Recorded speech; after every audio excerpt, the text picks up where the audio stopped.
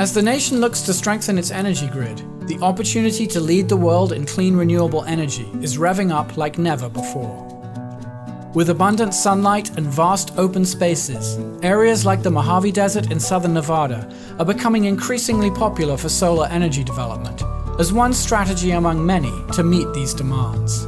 There's been such a gold rush of renewable energy applications out here, and for a majority of people that don't come from this area, they look at it and they say, well, there's nothing out here. What could possibly be a higher and better use than solar energy generation? On the surface, the Mojave may seem devoid of life, but nothing could be further from the truth. Species like the threatened desert tortoise make this area their home, and during their 50-year lifespan, tortoises typically live within the same 40-acre radius, meaning any alteration to their habitat or their routine can mean the difference between life and death. As we work to strengthen our energy grid here at home, we also need to minimize any loss of open space as we build these market-driven solutions. In the Mojave, because it's such a harsh, in many instances also fragile environment, it can be very difficult to restore things once they're disturbed. These species are living on the razor's edge, and that only increases the importance for us to really plan and manage these environments well up front. A number of public and private partners, including the Nature Conservancy, First Solar, the Wilderness Society, and the U.S. Bureau of Land Management, work together to do just that.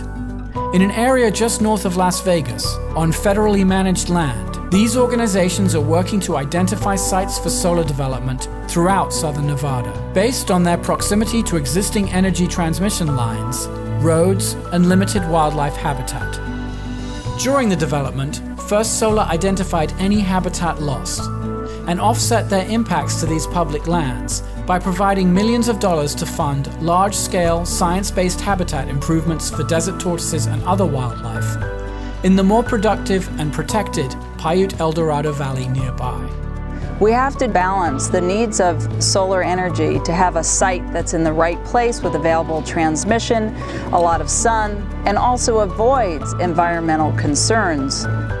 This mutually beneficial arrangement, called mitigation, was overseen by the Federal Bureau of Land Management. By creating this upfront, science-based process, development of Dry Lake was achieved in just half the normal permitting time, allowing this 442 megawatt site to generate enough clean energy to power over 100,000 homes, but also protect the valuable habitat that wildlife depend on, like the desert tortoise. It's important that we identify areas not only in the Mojave Desert for development, which are appropriate for development, but also these areas like this, which are appropriate for setting aside where conservation is the highest and best use. People really came together, focused development in an area that really avoided the most sensitive lands, but used some of the resources from it to reinvest back in these high-value conservation lands that we're at here today.